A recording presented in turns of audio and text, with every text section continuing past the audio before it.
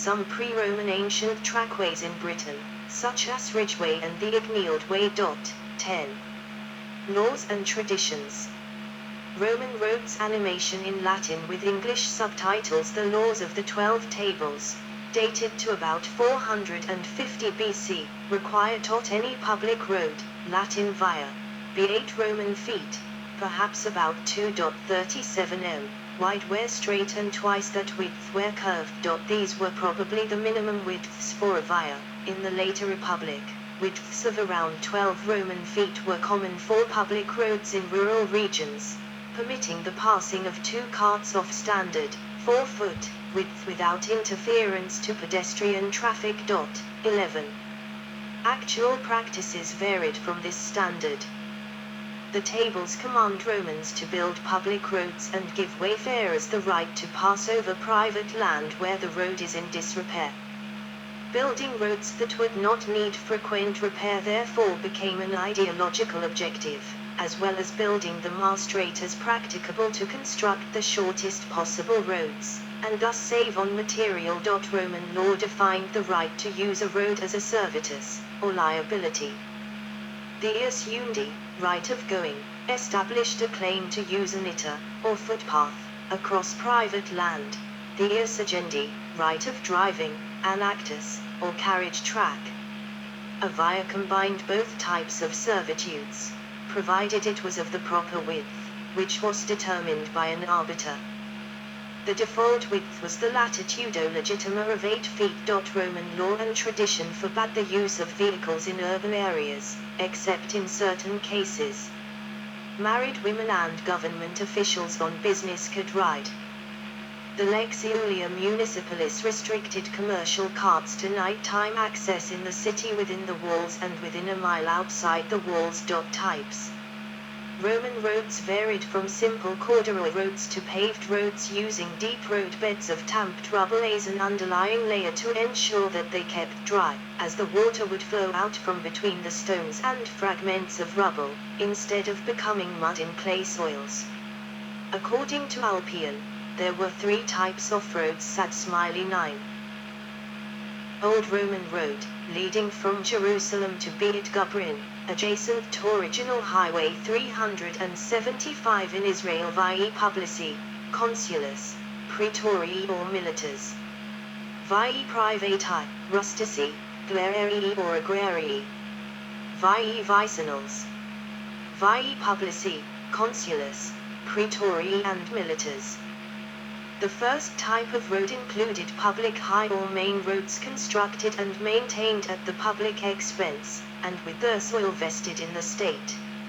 Such roads led either to the sea, or to a town, or to a public river, one with a constant flow, or to another public road. Siculus Flaccus, who lived under Trajan, 98-117, calls them Vie Publici Regulesque, 9. And describes their characteristics as follows: they are placed under curators, commissioners, and repaired by redemptores, contractors, at the public expense, a fixed contribution, however, being levied from theme-bearing landowners. 9.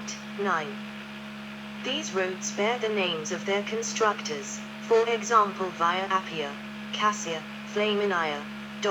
9. The central road of Eclanum. Roman roads were named after the censor who had ordered their construction or reconstruction. The same person often surveyed afterwards as consul, but the road name is dated to his term as censor. If the road was older than the office of censor or was of unknown origin, it took the name of its destination or of the region through which it mainly passed. A road was renamed if the censor ordered major work on it, such as paving, repaving, or rerouting. With the term Vie Regales compare the roads of the Persian kings, who probably organized the first system of public roads, and the King's Highway. 9. With the term Vie Militarii compare the Icknield Way, for example, Eisenhildweg, or War Way of the Iceni. 9. However, there were many other people, besides special officials, who from time to time, and for a variety of reasons, sought to connect their Names with a great public service like that of the roads. 9. Gaius Gracchus, when tribune of the people, 123–122 BC, paved or gravelled many of the public roads, and provided them with milestones and mounting blocks for riders. Again, Gaius Scribonius Curio, when tribune, 50 BC, sought popularity by introducing a lex Viaria, under which he was to be chief inspector or commissioner for 5 years.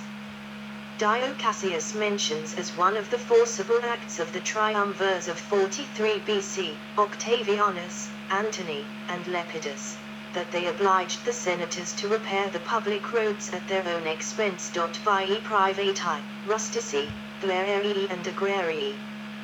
The second category included private or country roads, originally constructed by private individuals, in whom their soil was vested, and who had the power to dedicate them to the public use. 9. Such roads benefited from a right of way, in favor either of the public or of the owner of a particular estate. Under the heading of Vie Privati were also included roads leading from the public or high roads to particular estates or settlements. These Ulpian considers to be public roads in themselves. 9.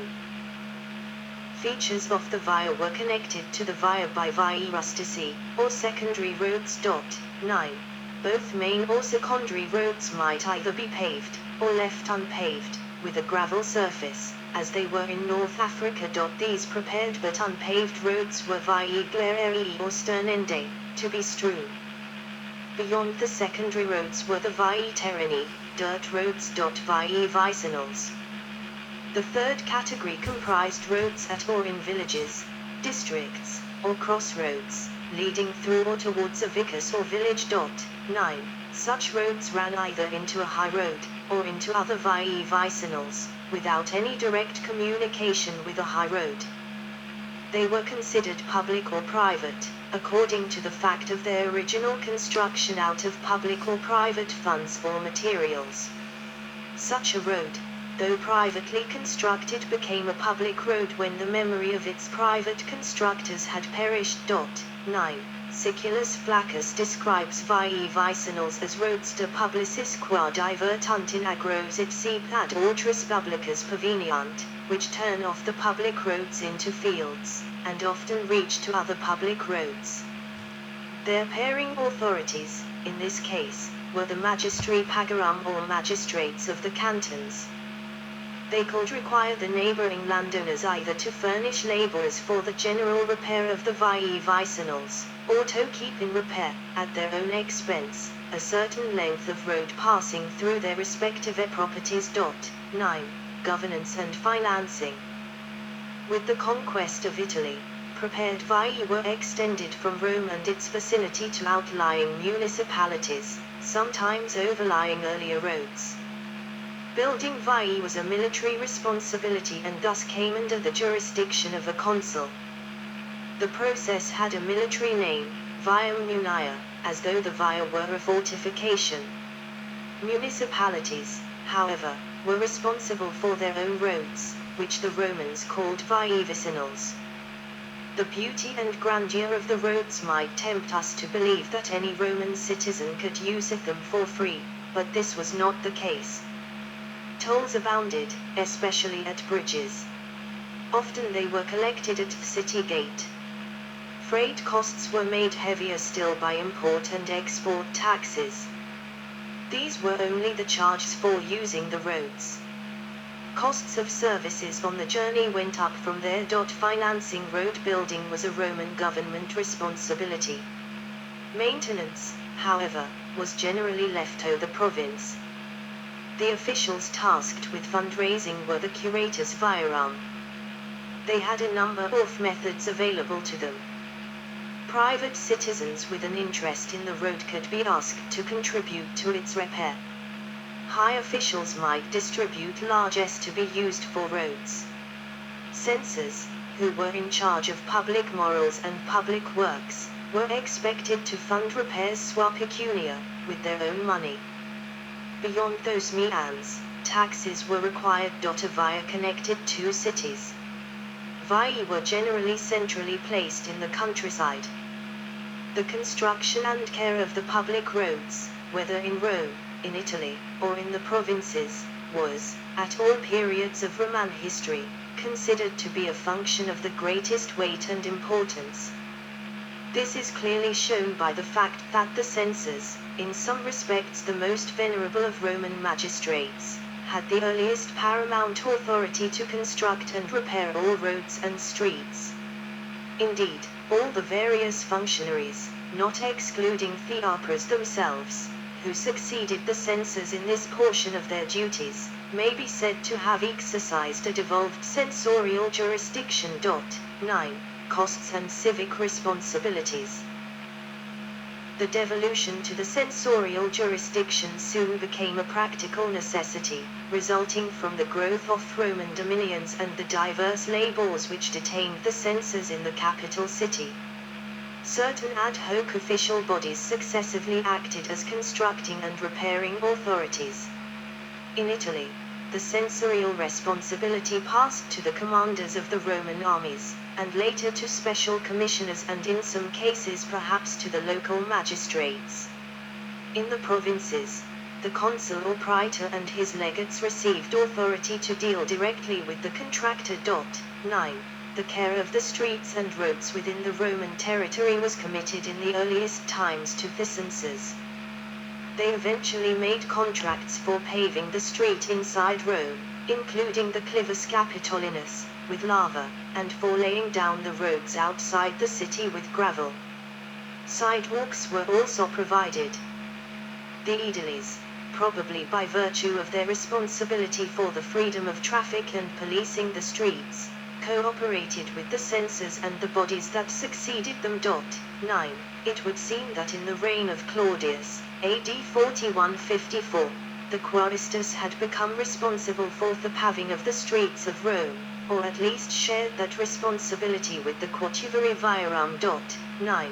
It has been suggested that the quaestors were obliged to buy their right to an official career by personal outlay on streets. There was certainly no lack of precedents for this enforced liberality, and the change made by Claudius may have been a mere change in the nature of the expenditure imposed on the quaestors. Official bodies. The official bodies which first succeeded the censors in the care of the streets and roads were two in number. They were Sad Smiley 9, Quatuarialis in Urbe Purgandis, with jurisdiction inside the walls of Rome. Duovarialis Extra Urbum Purgandis, with jurisdiction outside the walls. Both these bodies were probably of ancient origin, but the true year of their institution is unknown. 9. Little reliance can be placed on Pomponius, who states that the quatuvari were instituted eodem tempore, at the same time, as the praetor Peregrinus, i.e. about 242 BC, and the Decemviri Litibus Eudicandis, 12, time unknown. 9. The first mention of either body occurs in the Lex Julium Municipalis of 45 BC. The quatuvari were afterwards called quatuvari viarum curandarum. The extent of jurisdiction of the duovari is derived from their full title as Duovarialis Extra Proprius Verbum Romam Passus Millipurgandis. 9. 13. Their authority extended over all roads between their respective gates of issue in the city wall and the first milestone beyond. 9. In case of an emergency in the condition of a particular road, men of influence and liberality were reappointed, or voluntarily acted, as curators or temporary commissioners to superintend the work of repair. 9. The dignity attached to such a curatorship is attested by a passage of Cicero. Among those who performed this duty in connection with particular roads was Julius Caesar, who became curator, 67 BC, of Via Appia, and spent his own money liberally upon it. Certain persons appear also to have acted alone and taken responsibility for certain roads. In the country districts, as has been stated, the magistri pagarum had authority to maintain the viae vicinals. 9. In Rome itself each householder was legally responsible for the repairs to that portion of the street which passed his own house. 9. It was the duty of the aediles to enforce this responsibility. The portion of any street which passed a temple or public building was repaired by the aediles at the public's expense. When a street passed between a public building or temple and a private house, the public treasury and the private owner shared the expense equally.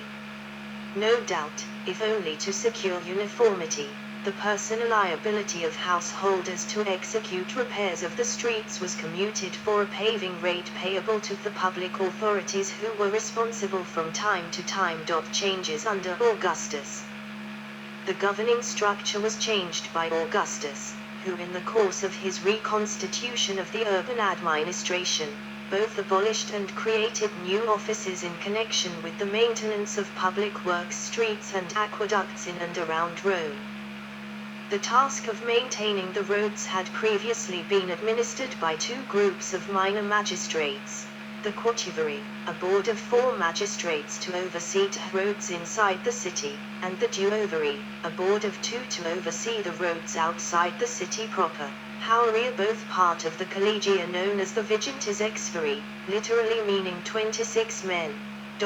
9. Augustus, finding the collegia ineffective, especially the boards dealing with road maintenance, reduced their number of magistrates from 26 to 20, completely abolishing the Duovari and later being granted the position as superintendent, according to Dio Cassius, of the road system connecting Rome to the rest of Italy and provinces beyond.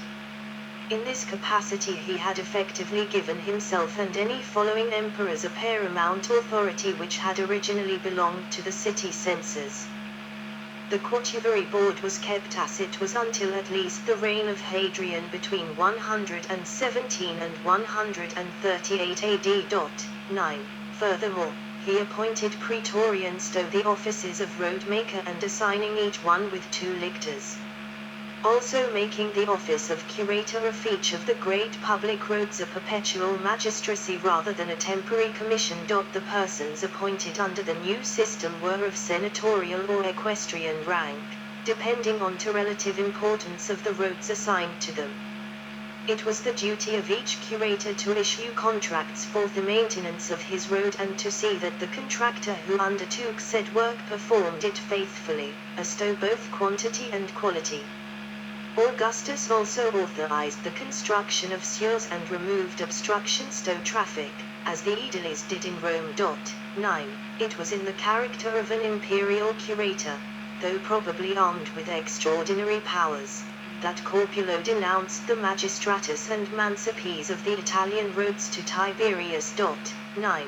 He pursued the Manthi families with fines and imprisonment for 18 years. 2139 AD, and was later rewarded with a consulship by Caligula, who also shared the habit of condemning well-born citizens to work on the roads. It is worth noting that under the rule of Claudius, Corbulo was brought to justice and forced to repay the money which had been extorted from his victims. Other curators, special curators for a term, seem to have been appointed on occasion, even after the institution of the permanent magistrates bearing that title. 9. The emperors who succeeded Augustus exercised a vigilant control over the condition of the public highways. Their names occur frequently in the inscriptions to histories of roads and bridges. Thus, Vespasian, Titus, Domitian, Trajan, and Septimius Severus were commemorated in this capacity at Emerita. 9. The Itinerary of Antoninus, which was probably a work of much earlier date, republished in an improved and enlarged form, under one of the Antonine emperors, remains as standing evidence of the minute care which was bestowed on the service of the public roads. Construction and engineering. Ancient Rome boasted impressive technological feats, using many advances that would be lost in the Middle Ages. Some of these accomplishments would not be rivaled in Europe until the modern age. Many practical Roman innovations were adopted from earlier designs. Some of the common, earlier designs Road construction shown on Trajan's column in Rome. Incorporated arches. Practices and terminology. Roman road builders aimed at a regulation width. See laws and traditions above. But actual widths have been measured at between 3.6 feet, 1.1 meters, and more than 20